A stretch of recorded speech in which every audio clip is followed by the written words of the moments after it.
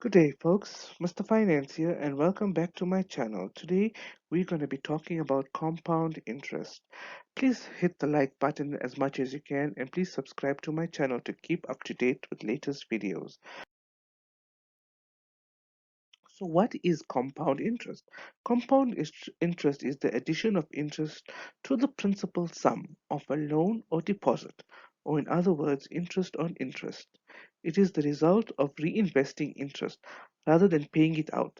So, that interest is the next period is then earned on the principal sum plus previously accumulated interest. The formula to calculate compound interest is A equals P brackets 1 plus I brackets to the power n. A being amount inc- the final amount including principal. So that's your investment. So that's your initial investment plus the accumulated interest over the period. P is the principal amount, which is the initial investment. I is the interest rate, and N is the number of years that you're going to be in the investment. Okay, folks, let's get into a practical example. So if I have $10,000 and the bank is offering me a 10% return compounded annually, what will my total investment be after 10 years? If we put that information into the formula, A is going to be your total investment after 10 years, which is what we want to calculate. P is your initial investment, which is the $10,000. I is the interest rate, which is 10% as per the bank.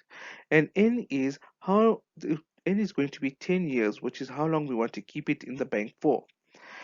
Now, if we take that information and we multiply 1 plus 10% to the power 10, that will give you 2.593742. If we take that multiplied by $10,000, it is going to give us $25,000, 937.42. That is what your final investment is going to be after 10 years. We can also do a table method, which is a bit of a long method, but it gives you a better understanding of how compound interest works. So you can see on the first year, your initial interest on the $10,000 is only going to give you $1,000. So that brings your balance after year one at $11,000. So now on $11,000, we work on 10% interest again, which is going to give us the interest of $1,100. And the balance after year two, it'll be $12,100 and so forth in the preceding years. And after that, you can see in year 10 become the final balance after year 10. It ties back to what we had in the previous example.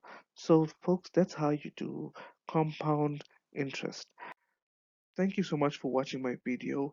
Please again hit the like button and subscribe. Much appreciated and take care.